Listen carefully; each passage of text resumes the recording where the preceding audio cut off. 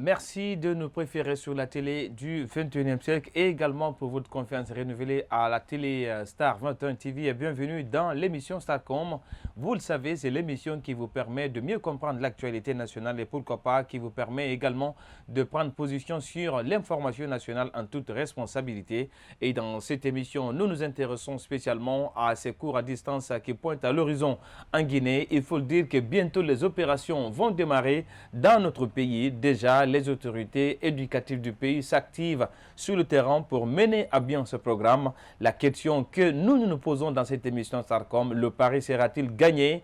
Alors, c'était la réponse que nous cherchons avec un certain nombre d'acteurs qui évoluent dans le secteur, dans le système éducatif guinéen. Après, notamment, l'intervention des responsables de communication du ministère de la Santé, nous cherchons à savoir désormais l'avis des enseignants sur le terrain.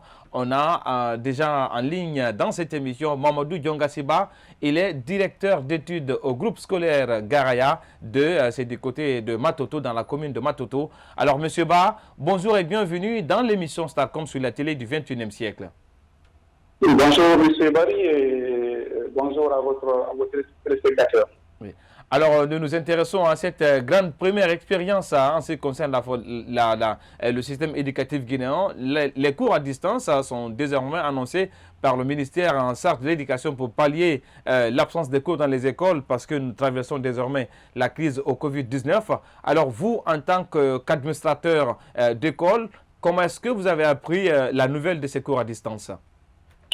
Bon, je pense que c'est une très bonne nouvelle ou c'est une très belle initiative. Si nous étions dans un pays qui avait tous les moyens et qui avait toutes les possibilités qui s'imposent. Voilà, je le disais, c'est quand même une très belle initiative si nous étions dans un pays qui avait tous les moyens qui s'imposent. Mais très malheureusement, nous sommes dans un pays qu'on appelle la Guinée. Et ça ne sera pas facile. C'est juste, à mon avis, d'une comédie de dire que les élèves guinéens vont suivre les cours à distance.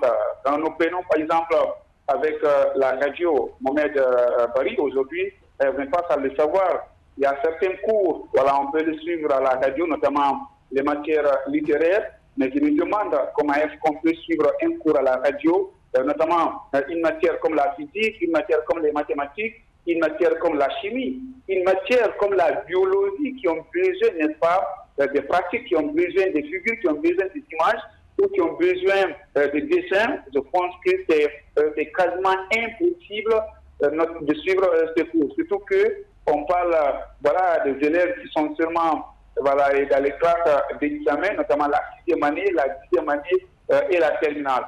On ne peut pas suivre des cours de matière exacte à la radio. Nous partons également sur le terrain avec l'intervention désormais d'une élève, Aïssata Fofana, qui va intervenir dans cette émission. Il faut le dire que qui parle de cours à distance parle forcément de l'implication des élèves. Alors, quelle est la réaction notamment de ces élèves par rapport à cette nouvelle annonce? On va partir sur le terrain avec Kadiatou Fofana, élève. Alors, Kadiatou, merci d'être passé dans l'émission Starcom et surtout merci d'avoir accepté notre invitation. Bienvenue. Merci beaucoup. Bonjour. Alors, nous parlons spécialement de cette première expérience en Guinée en ce qui vous concerne notamment les cours à distance.